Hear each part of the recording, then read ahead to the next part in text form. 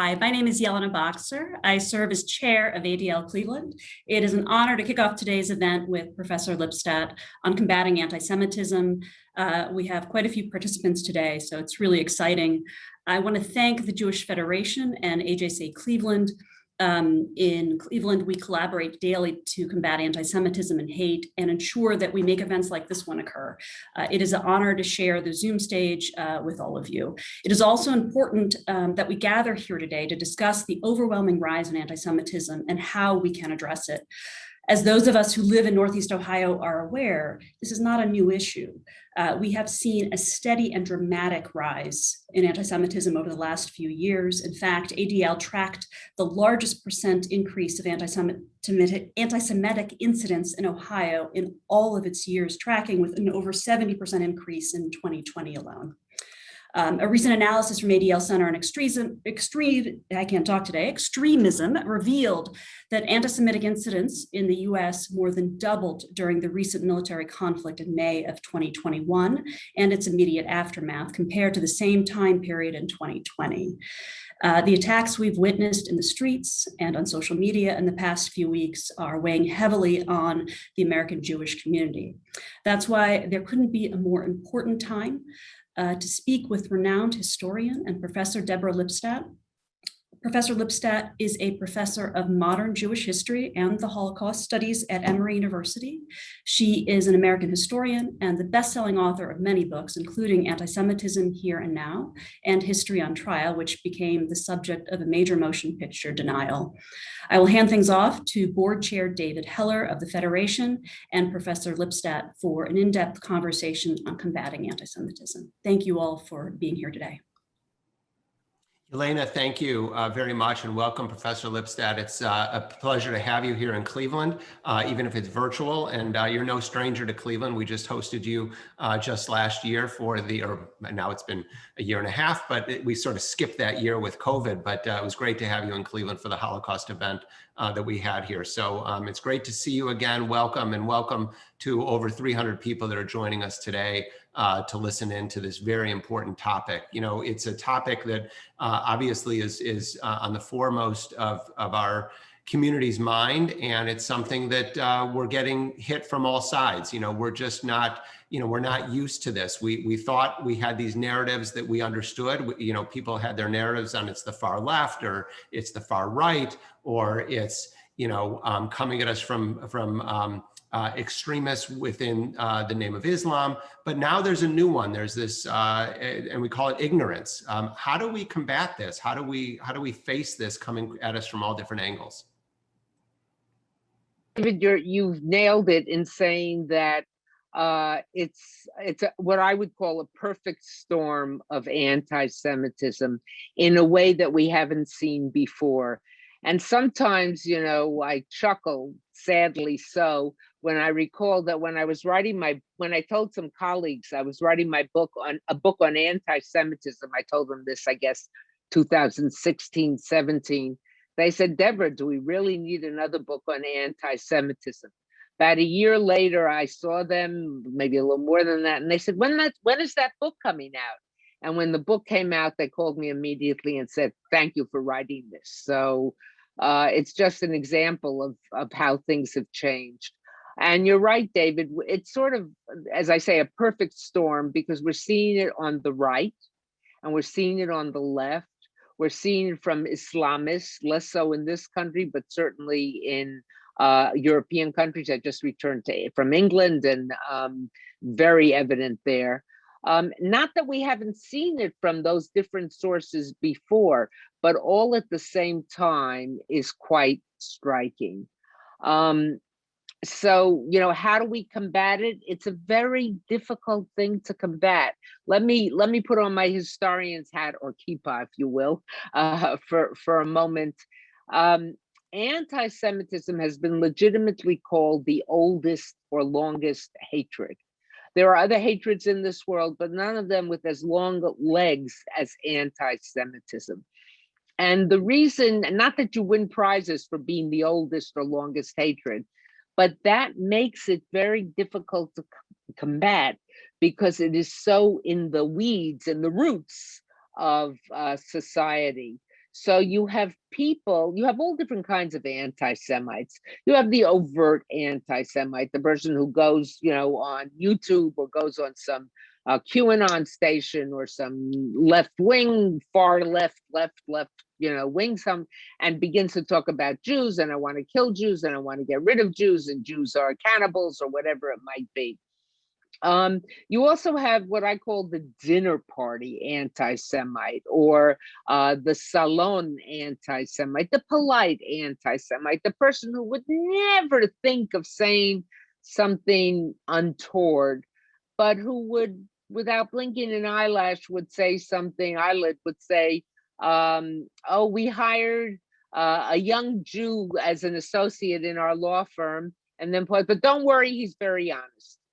Or my daughter is going out with a Jewish guy, and wouldn't you know, he's the only Jewish guy around without money. The implication, of course, being Jews aren't honest, and most Jews have money, etc. That's awfully hard to fight, but you can call that out. The hardest thing to fight, and in a way, it's the most benign. It's not killing anyone, it's not attacking anyone, but it's the assumption. It's the student who comes to me after a lecture and says, can I tell you a story? And I said, of course. She's in a suite with a couple of other women. They've chosen to live together. They were placed together by chance in their freshman year, but for the subsequent 2 years, they worked hard, they finagled the raffle, whatever it was, however you got the suite together, they did it because they liked each other so much. Fast forward, I think they've been living now together for 2 or 3 years. And it's before winter break, and she's the only Jew in the group, and she's the only one in the group who's on work study, which means she's on scholarship, and she has a work study program on campus.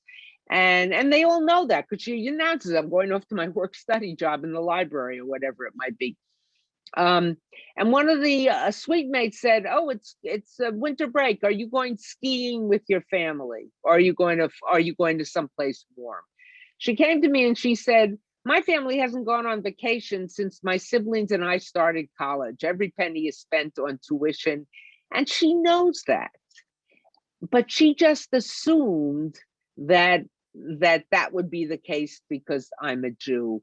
Or another anecdote, and I know anecdotes are not data for the social scientists on the call, but you add them up, they do weigh in. A friend of mine who went to a social work school in New York was in a study cohort. She was the only one from New York. She was, again, the only Jew in the group. They became very close. My friend's family was from New York, so her family would invite these young women over for Friday night, for Passover seders, for Purim celebrations, whatever it might be, even though none of them were Jews, but they loved it. They just loved it.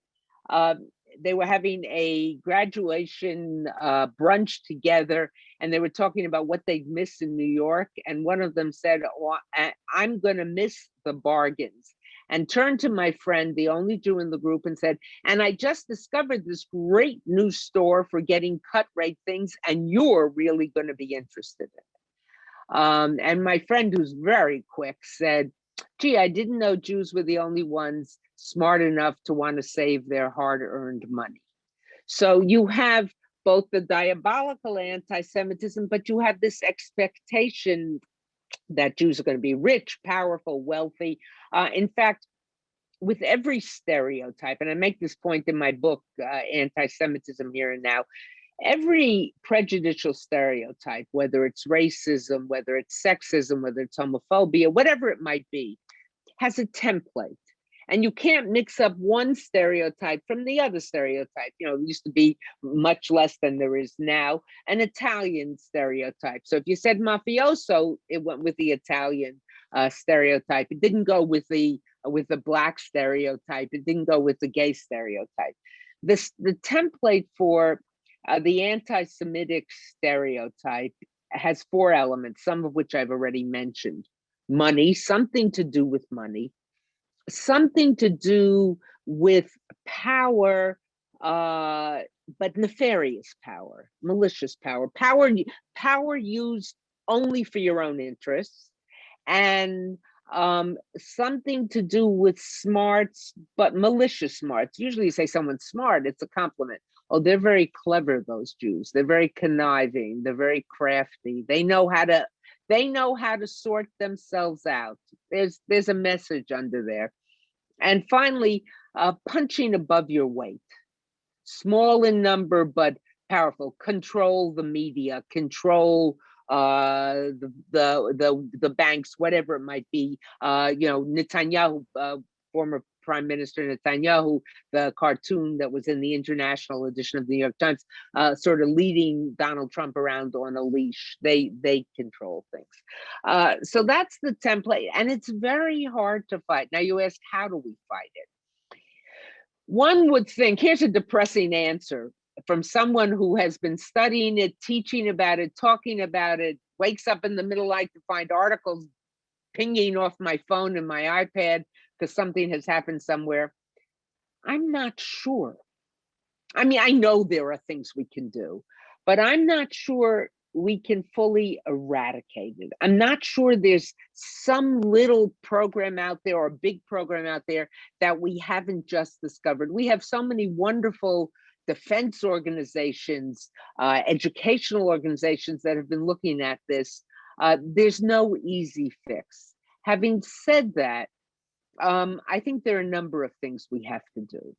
First of all, we have to get people to take anti-Semitism seriously. There's a sense that, oh, those Jews are carping again. Oh, those Jews are complaining again. Oh, they're talking about the Holocaust again, etc. Because one of the reasons is that Jews recovered. We never recovered in numbers. We lost 1 out of every 3 Jews who was alive in the late 1930s. We've never recovered in numbers, but we have recovered in many respects in terms of position, in terms of getting people back on their feet, a Jewish state, et cetera, et cetera. But to say that, and because Jews don't present as traditional victims of prejudice. You know, if you go to a student goes to the provost of diversity or whoever's desk handles the prejudicial incidents and says, I'm a victim of anti-Semitism, I'm being harassed, I'm afraid to wear my kippah, I'm afraid to wear my, Jewish star, I'm afraid to wear a t-shirt, whatever it is, some outer manifestation of being Jewish. The person behind the desk often will look on this Jewish student and will find it hard to compute, because most of the students who come into their office complaining of prejudice, often first generation at university, not financially stable, not ease of having the university filled with co-religionists and people of their fellow heritage, and they just wonder, what are these kids complaining about? But when a Jewish kid is afraid to wear a kippah, or not afraid that they're going to be beaten up, but just, I'm not going to be comfortable in class wearing a kippah, I'll wear a baseball cap. Or they don't want to wear their Jewish star so it can be seen. I started to wear this a little over a year ago because someone said Jews can pass, and I didn't want to pass. So my friend Marcy Feldman from Detroit, I made it for me, and I wear it all the time now. But that's anti-Semitism. When you're afraid to express who you are, that's anti-Semitism. So one of the things we have to do, get people to take it seriously, even though we don't present as traditional victims. A. B, I think get people to understand, particularly the victims of other prejudices, to understand that it's not a zero-sum game. Sometimes if you're talking about different forms of prejudice, and people will put in, racism, homophobia, Islamophobia, and they'll forget anti-Semitism. And if you add anti-Semitism, they sort of get annoyed again with the anti-Semitism, but get them to understand this is not a zero-sum game. In fact, and let me make a point here about anti-Semitism on the right, on the far right, And Eric Ward, who's a wonderful, wonderful guy and a very smart guy, happens to be a Black man based in Oregon, wrote a very important article, I think it was in Tablet, called Skin in the Game. And he makes the argument that when you're talking about the far right, the extremist right, the people we saw in the insurrection on January 6th, the people we saw in Charlottesville 3 years ago, 4 years ago, when you and the people who were the murderer in Pittsburgh, the murderer in San Diego, etc., the murderer in Halle, Germany, they're all white supremacists, but they're also anti-Semites. But as I like to, building on Eric's argument that these two are fundamental, it's not that they're coterminous. It's not like I'm a racist and I'm an anti-Semite. It's that their racism, their white supremacy is built on a foundation of anti-Semitism. Because what do they argue? They argue, and this goes back to William Pierce, who wrote the Turner Diaries back in the 70s, and others who have made this argument. It's called the white replacement or white genocide or white Christian genocide replacement theory. Basically, what Pierce did, Pierce was a flaming racist and a flaming anti-Semite, is he looked at the United States, which was changing in the late 60s and the 70s, not as much as we thought it was, but at least ostensibly the laws were changing. And he said, look at all the ways the Black people are, probably didn't use that term, are succeeding, are getting rights, are getting accepted to good universities. He said, these people, I put that in very big quotation marks, they're not smart enough. They're not capable enough to be doing this on their own. There's got to be someone behind them.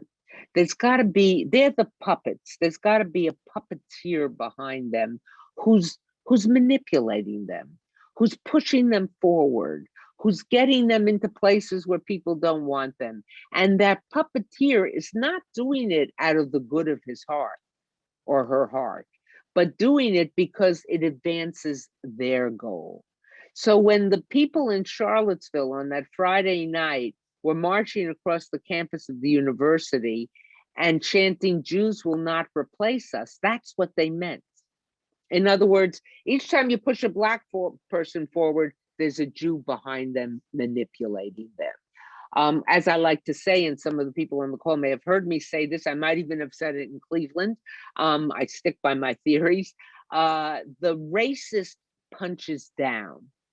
The Black person, the brown person, they're not as good as we are. They're not as smart as we are. They're not as talented as we are. The anti-Semite, who very often is the same as the racist, and I'm talking now in depicting the far right, punches up.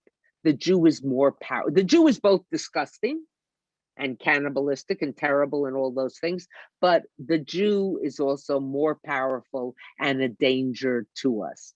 So I think going back, there's a very long answer to your question, but going back to what we can do, one of the things is to, as I said earlier, get people to take it seriously, to recognize that even though Jews don't present as traditional victims, we can be victims. And I'm very careful about Holocaust analogies, but here's one that I think works.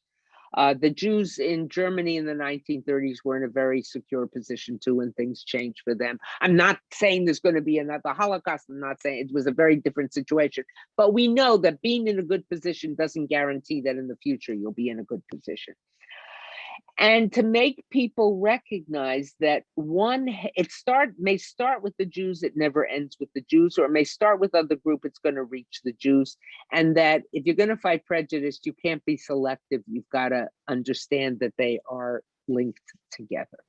That's a great point. And you know, and you think back about what's just happened in the past month with the conflict with Gaza, and you see, you know, people say, well, boy, there's been a resurgence of this anti-Semitism, and there certainly has. But this has been going on really for the past couple of years. This isn't something that the Gaza conflict brought out. This is something that we're seeing from all sides. This sort of perfect storm that you're talking about is a perfect storm. How do we stem the tide? You talked about how we combat it, but how do we stem the tide? How do we get these folks? What I like to say is, how do we, and you said this in the answer to your first question, you said that we're not going to make it go away, but how do we get them to crawl back under the rocks and to quiet down and to not? Yeah, well, it's very hard, because when I talked about a perfect storm, one of the things I didn't mention that, of course, is enabling us to have this conversation tonight is social media and social media platforms.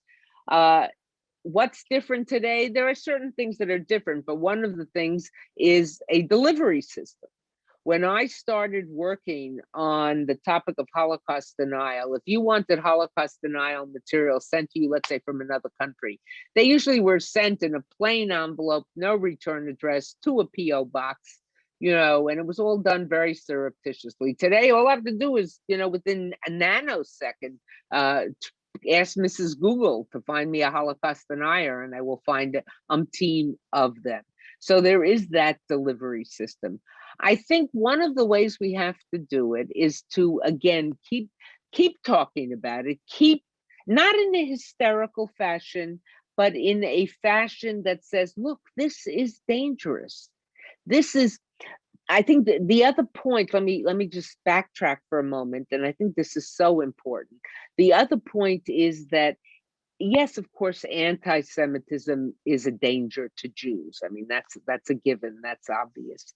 And one of the reasons we're against it is because our ox is being bored. Our synagogues need guards, etc. In fact, someone showed me a picture of a child who drew a picture of his synagogue. He was in preschool, and everybody had to draw their church, their synagogue, their mosque, whatever it was. And he showed that there was him and his parents and his sister walking into synagogue, and there was a car there and a strange looking man. And the teacher said, "What's that?" He said, "Oh, that's a guard." It wasn't like he was trying to make a point. He was 5 years old, but this is a given. But to make people understand that anti-Semitism is a threat to democracy.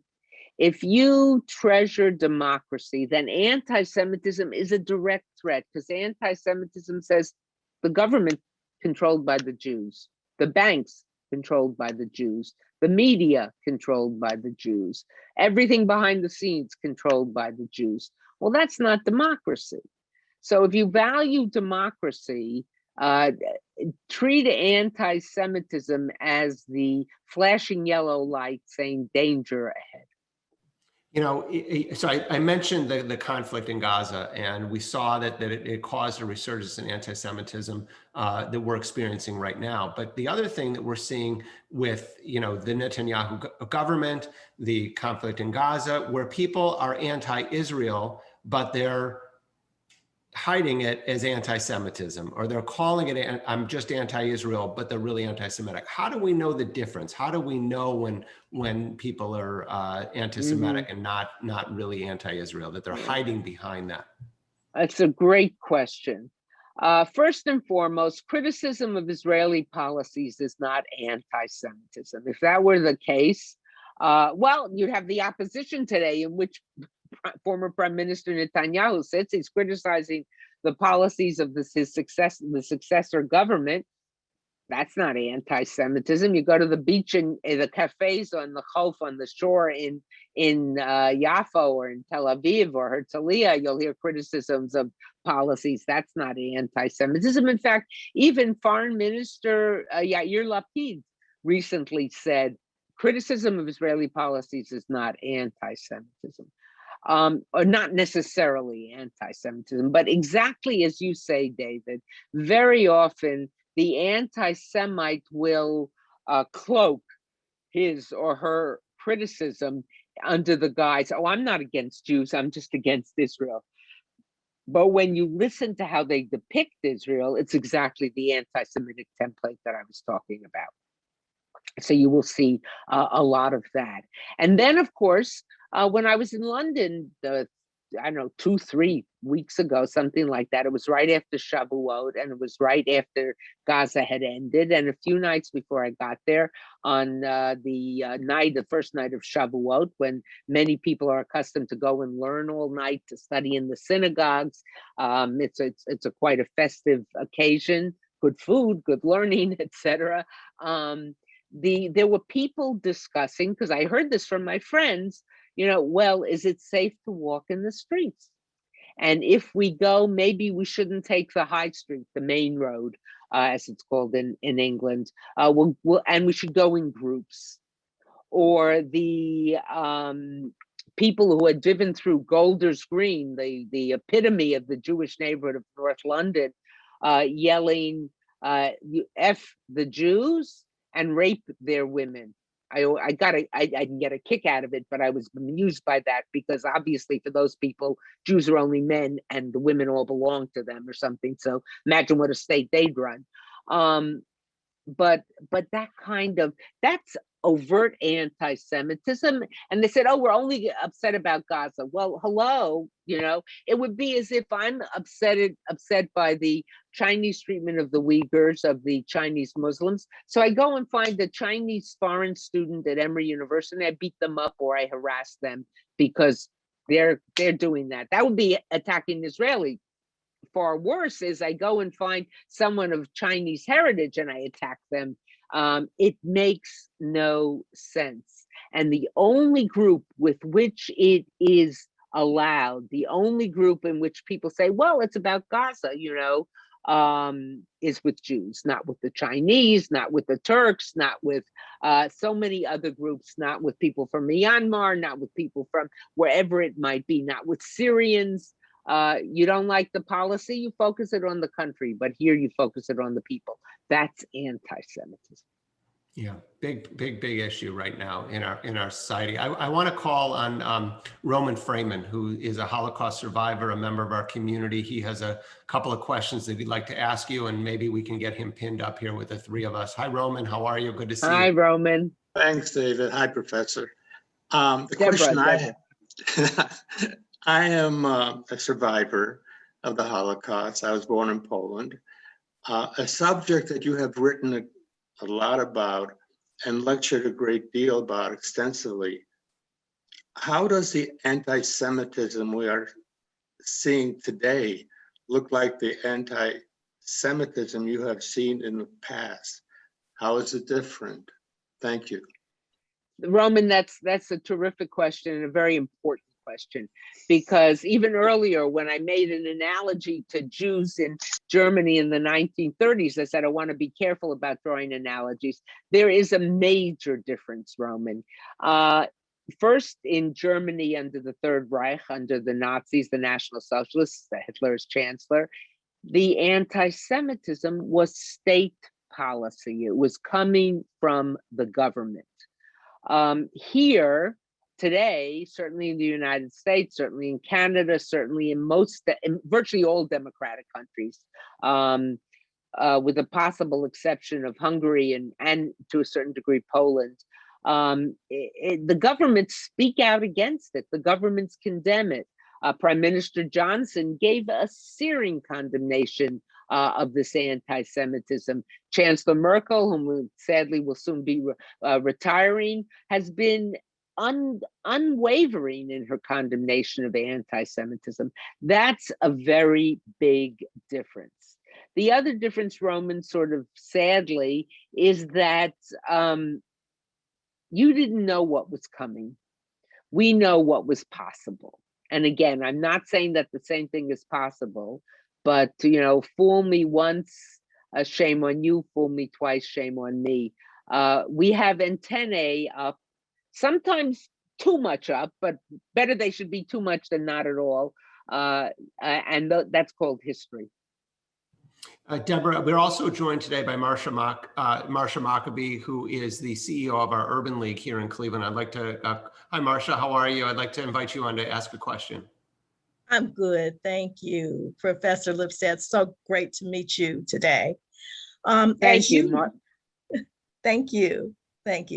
As you know, there is a long history between Blacks and Jews coming together to fight racism and hatred in all its forms, to try to bring issues of equality to the forefront, and to try to make a better life for all of our people.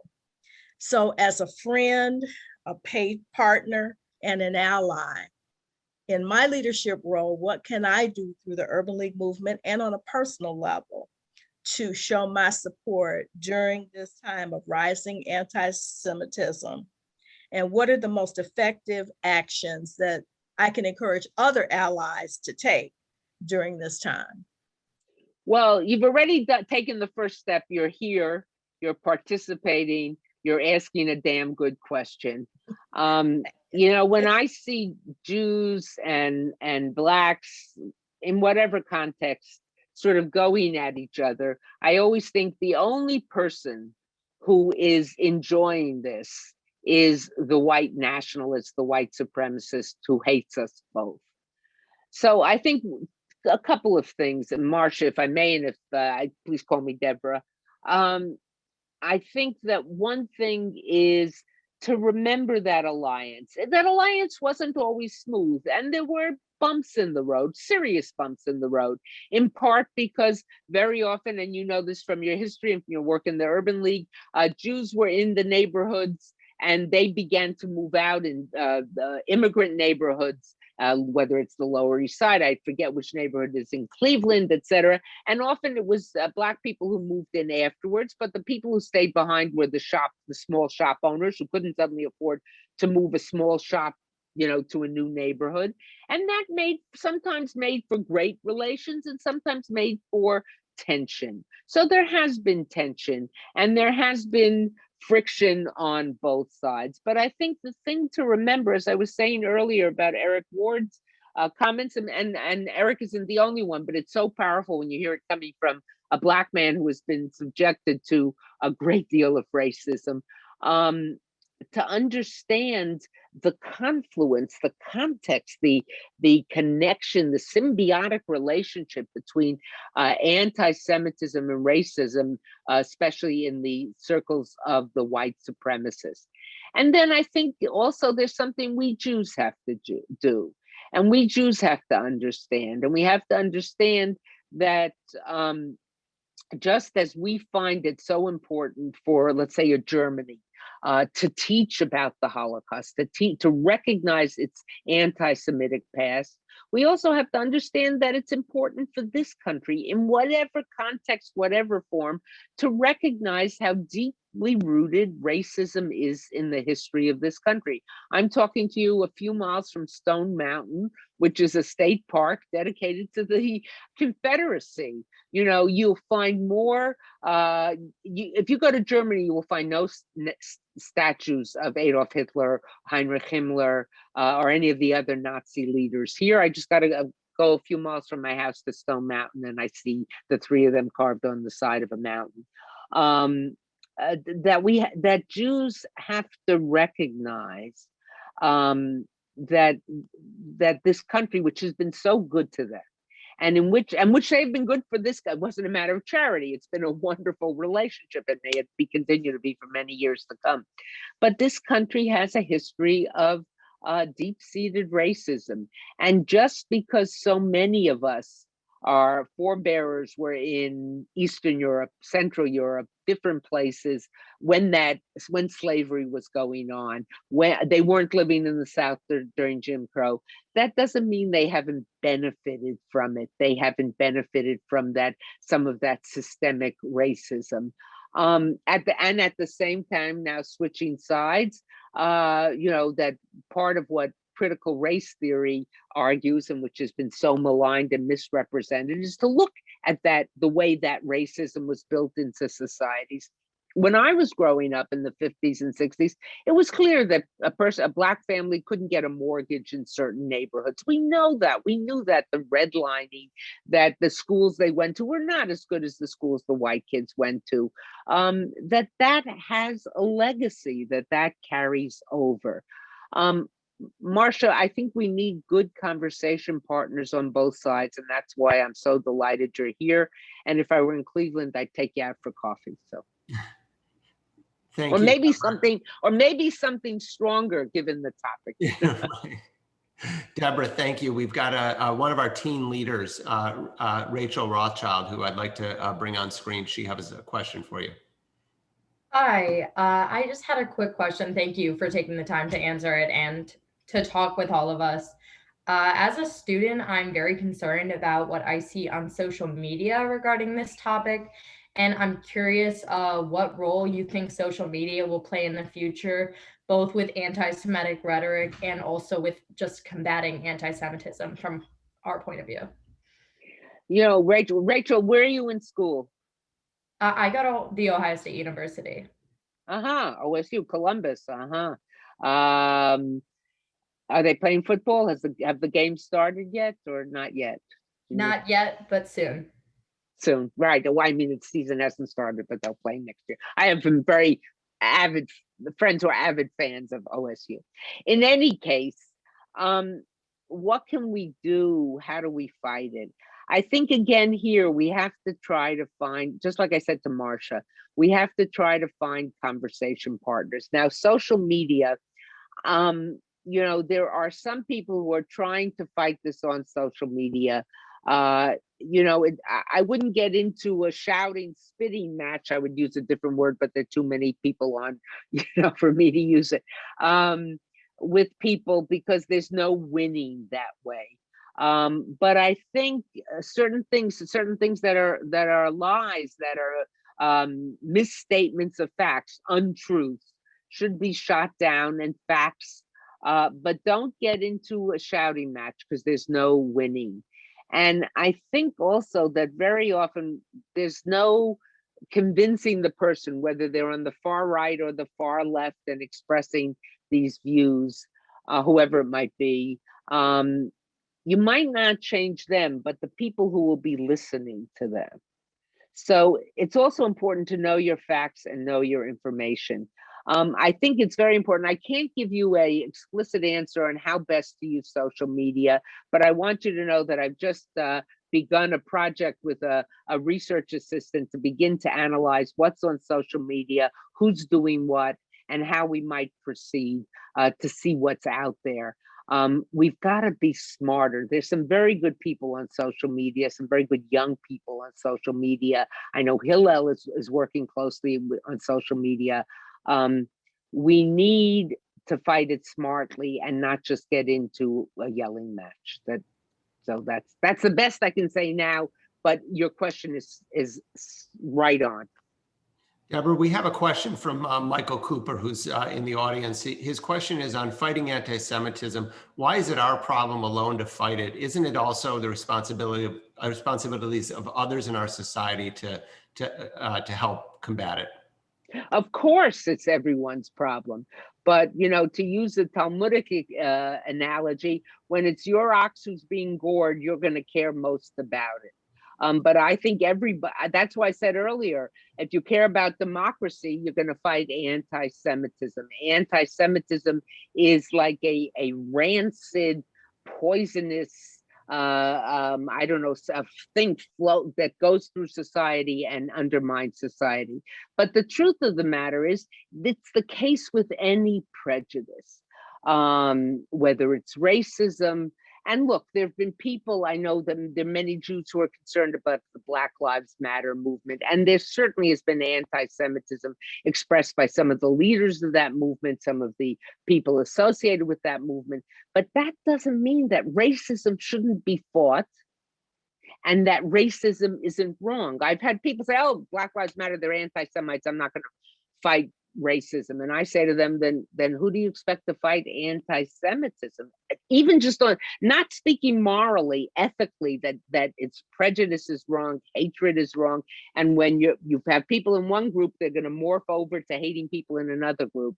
But also strategically, we have to find partners. But no, it should not be our effort alone. It should be the society's effort. And that's why I made the point I mean, we've had virtually every president speak out against it. The current president, Joe Biden, has spoken out very dramatically. There's a position in the State Department, a special envoy on anti-Semitism. There's been a sincere condemnation of anti-Semitism.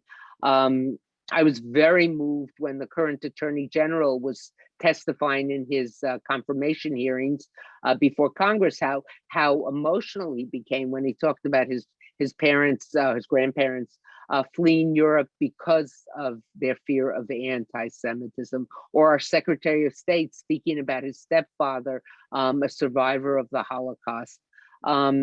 This is not only our fight, not just because we want people to care about us or be kind to us. You should feel sorry for us. I don't want anybody to feel sorry for me. Thank you very much. I feel that's not what I don't need your sympathy.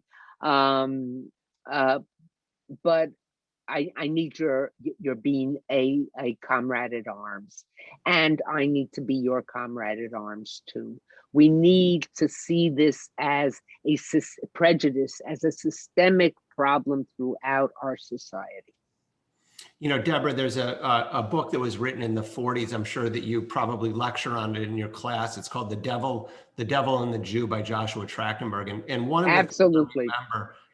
one of the things I remember from reading that book is that as you look at the history of anti-Semitism in the world for 2,000 years, and some very, very dark times that we have as Jewish people, one of the things you talk about right now, the importance is of our leaders stepping up and speaking out. And so you talked about how the president and the vice president and the secretary of state have all spoken out on it. In Ohio, we've had great leaders like Dave Joyce and the governor, Governor DeWine, speaking out on it. We've just had a lot of people speaking out, and I call on the clergy as well to call it out and speak it out, because one of the things in Trachtenberg's book he talks about is that when people in leadership and people in power don't quiet it down, don't call it out, then it rears its ugly head. But when they do call it out, it goes and it gets suppressed. What's confusing in our time now is that we've got what people call the squad, or people from the left that are sort of stoking the fires. And so these are political leaders.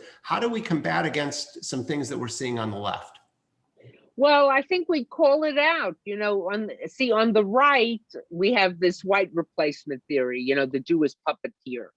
On the far, not everyone on the right and not everyone on the left. I'm talking about the extremes.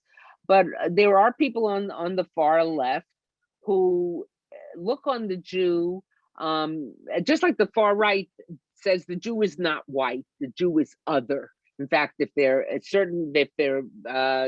QAnon, or the far right, and some of the groups like the groups in Charlottesville and other places, they talk about Jews as mud people. That they're.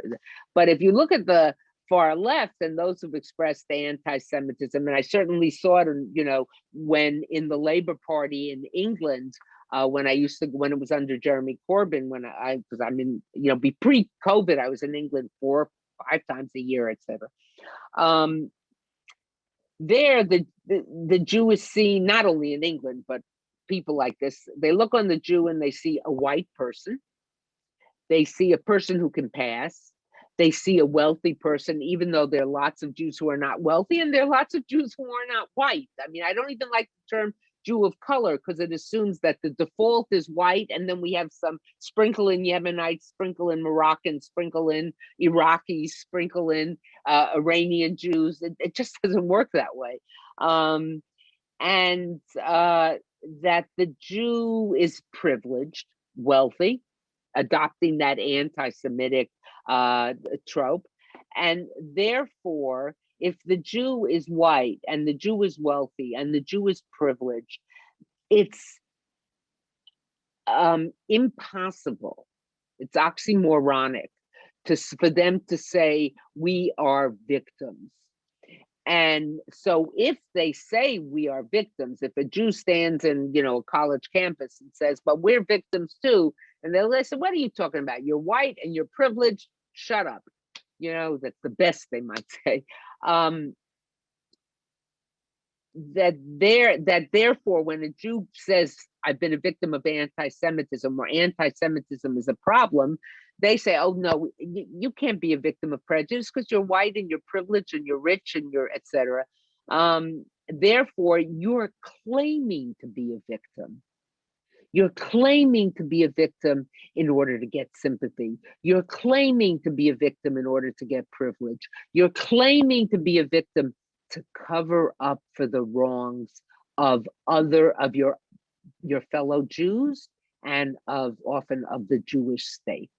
So it's very important to fight that, and it's very important to call it out, and to call it out continuously, and not to call it out with diatribes, and not to call it out with ugly statements, but to call it out with facts. One of the questions that came up is you're so calm in the way that you talk about this, and as a community, as a society, we're filled with you say talk about it with that. How do you stay so calm? How do you talk about this in such a very forceful but very diplomatic manner? Because if I was any other way, I wouldn't be useful. I wouldn't be able to make my points. A, B, I just walked 6 miles, so, and I was strength training at the gym this morning.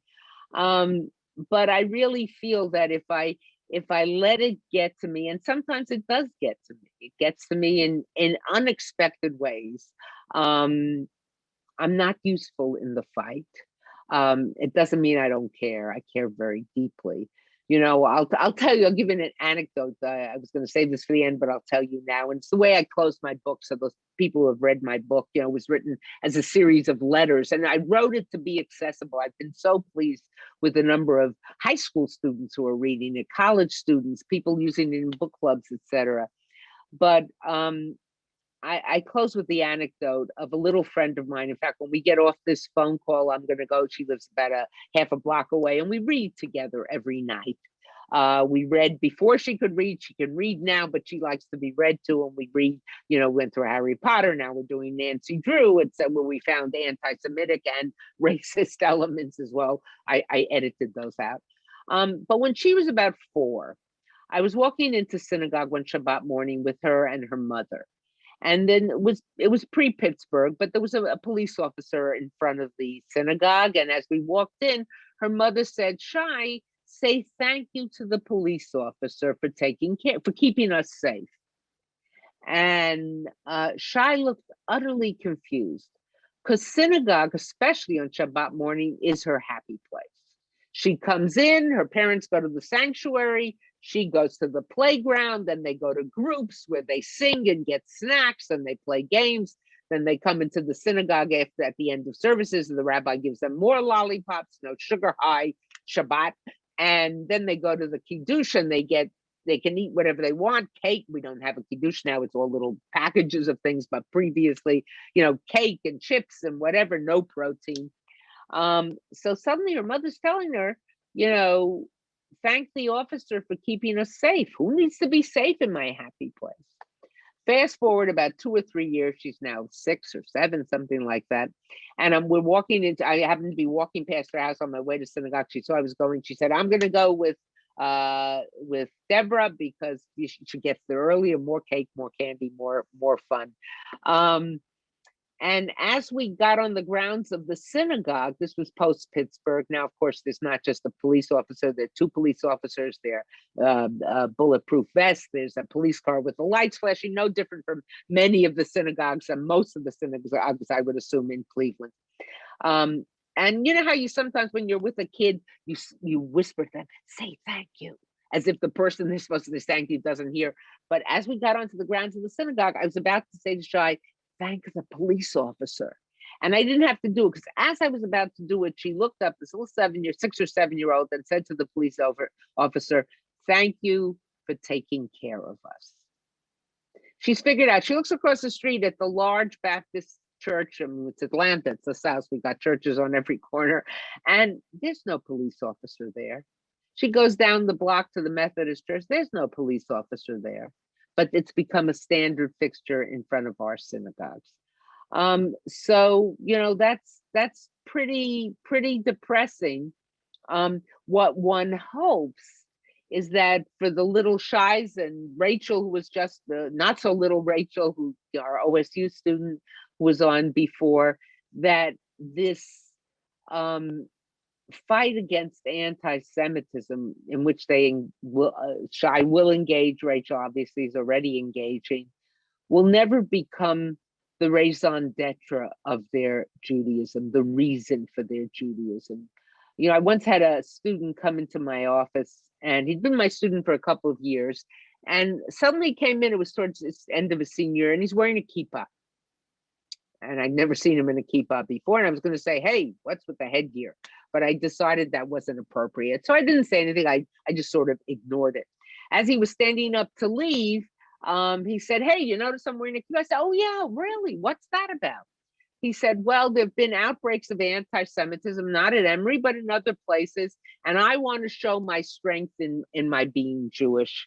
I don't know if it was, I think may have been right after Pittsburgh or something like that. And on one hand, I was really proud of him. He wasn't going to go underground. He was not going to be made afraid. On the other hand, my heart was breaking because he decided to be more overt in his Jewish identity, not because of a pull, not because of an attraction, not because of his understanding of Jewish tradition, which he knows, or his love, but because of a push by those who hate us. And so I had such mixed feelings about that. And it shouldn't be because of the anti-Semitism, it should be despite the anti-Semitism. We revel in who we are because we know how good it is, how pleasant it is, how much it's given the world, and that it's ours.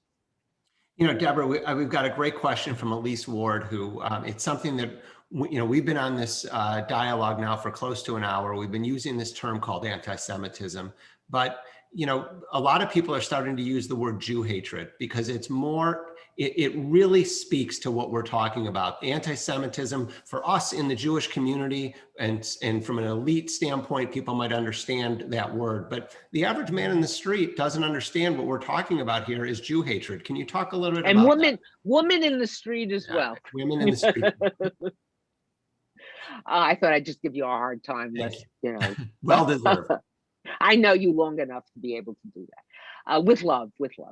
I actually, for a couple of months, it fell off my computer, but on my computer monitor in my office had a little yellow sticker that said Jew hatred. Because a lot of people don't know what anti-Semitism means. I just won a battle. I wasn't the one who alone fought the battle. Many people fought it, and the IRA, International Alliance for Holocaust Remembrance Alliance, was among also that anti-Semitism should not be hyphenated because it's not being against Semitism or being against Semites. It's Jew hatred.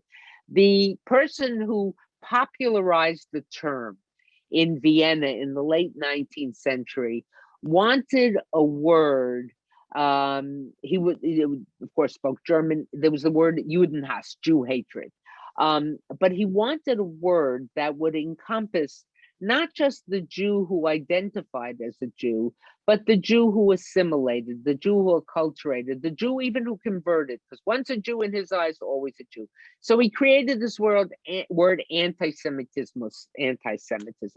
When his articles were published in I think England, some printer put in a hyphen, it became being against Semitism. So now at least AP, the great the Torah, the 10 commandments of style sheet media, etc., has now said get rid of the hyphen, and I don't capitalize it because something that has caused such hatred to people shouldn't be capitalized. But I think there's nothing wrong with using the word Jew hatred, and it's because it's a newer term. It has a sting to it that sometimes gets people to sit up and listen and recognize what it is. Another question from a community leader, Amy Budish, whose husband is our county commissioner here, or county chairperson. The question comes around intersectionality, and it's something that I'm sure you're seeing at Emory, you're seeing in a lot of circles. It's intimidating when you have people at the Women's March that don't want Jews because of, again, getting back to whether it's anti-Israel or anti-Semitism or Jew hatred, but that intersectionality is something that's really difficult for our community to grapple with. Can you educate us on that and how we Yes, can? intersectionality really started as a legal term by law professors. And what it essentially argued is that, and I think it was built around a case, I believe in Michigan, at maybe General Motors, where African-American Black women factory workers argued that they were being discriminated against as women on the assembly line. They couldn't get the really good jobs because they were women. And because they were Black, they couldn't get the front office jobs. So their two identities intersected and kept them from advancing. It's a very important concept because we're not just one thing. You have Jews of color, you have gays, you have whatever it might be. People are a composite of identities.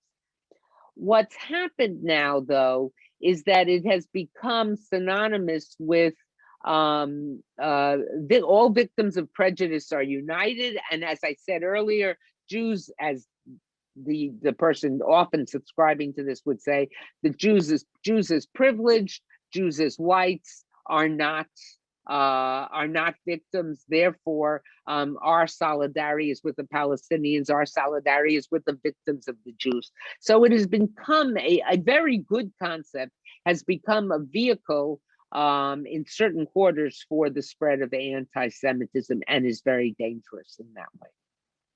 Yeah, it's really, really dangerous. Along those lines, how do we separate partisan politics from anti-Semitism? It seems like each party is blaming each other and we're caught in the middle. Yeah, I think this is and I know we're almost out of time. Maybe this is the most important thing we have to say.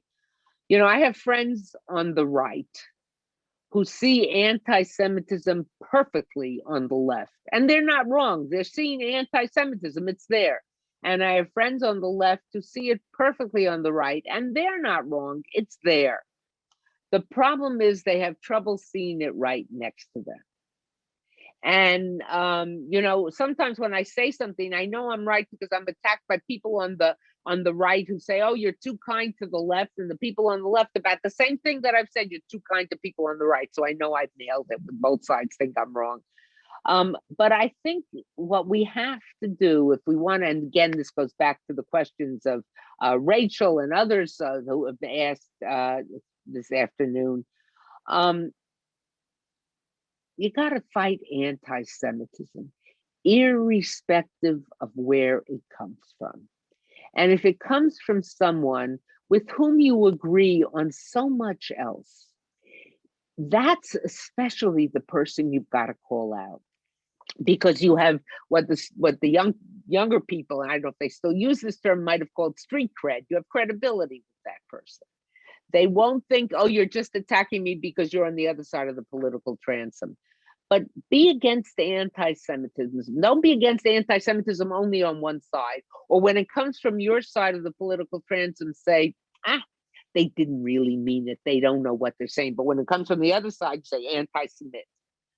The challenge is to fight anti-Semitism from wherever it may emanate.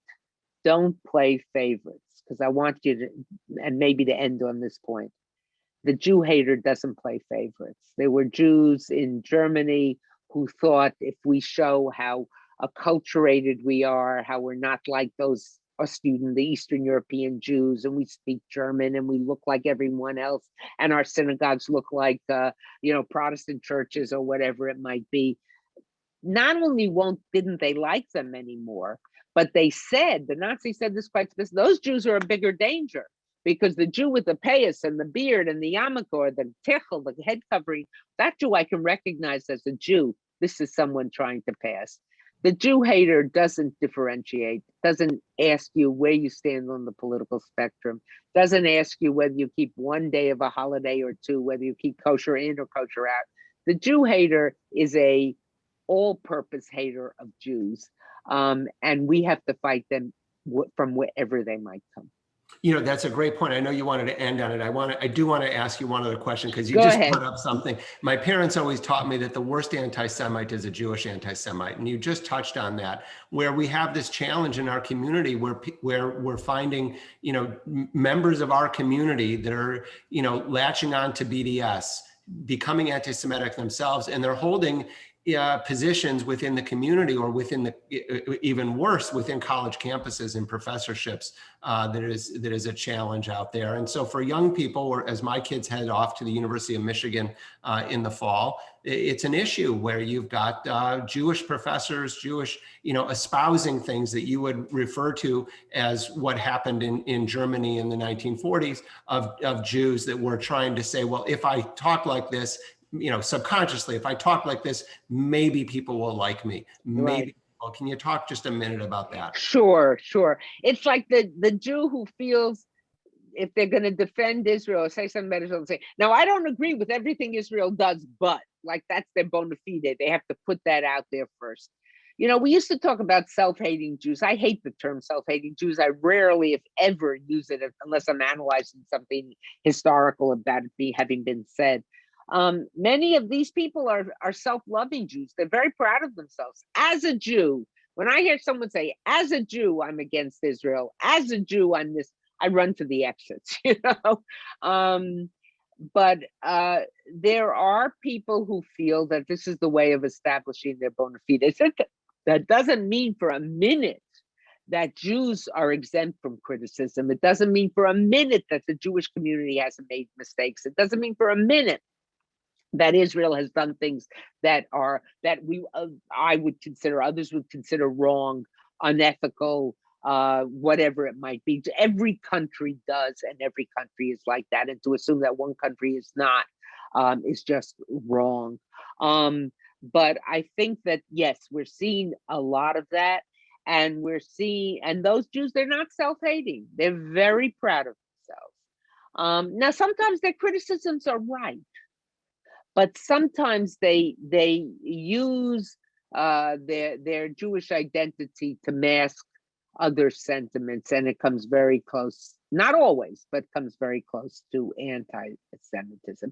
And yet on the right, we see the kind, you know, well, QAnon's not serious. Oh, those insurrectionists, the guy wearing Camp Auschwitz, you know what the guy wearing this Camp Auschwitz sweatshirt or t-shirt had on the back of it? Staff. The guy who was on, and another one who he wasn't wearing it on Capitol Hill, but 6MWE, 6 million wasn't enough. It's on both sides. Find it on both sides. Fight it on both sides with equal vigor, with equal contempt, because they'll come for you, and it's wrong. It's wrong for a society. Be against anti-Semitism, irrespective of where it comes from. Deborah, thank you. We've got great partners, the ADL and the AJC, and I want to kick it over to Jill Miller-Ziman, who is going to close us out tonight, but it's been a real pleasure being with you. Thank you. Thank you. Thank you, David. Thank you, David, and thank you, Deborah. I'm Jill Ziman, president of the American Jewish Committee, AJC Cleveland, and I'd really like to thank them both again for this illuminating conversation. Deborah offered so many definitions, examples, suggestions, anecdotes that really help us understand what it is we're experiencing, we're seeing, and we want to combat. I want to recommend that people realize this is being recorded and you can rewatch it and take notes. I did. So thank you. I think it was like a little mini class, a master class. Deborah, I don't know if you do master class, but if you don't, you should. I'd also like to thank our partners, the Jewish Federation of Cleveland and the ADL, for bringing the program to us and hosting it. It's such an important discussion. And of course, I'd like to thank the audience for choosing to join us this evening. I do want to mention that over the next month, Many of our community's synagogues and institutions will be focusing on the ways in which we can all work to combat anti-Semitism, and we hope you'll watch for more information and participate. The last thing that I'd like to share with everyone is, as you go about your work and time with family and being in the community, if you see something, say something. Please report any anti-Semitic incidents to the police or to one of our 3 organizations. Thank you. Please be safe and be well.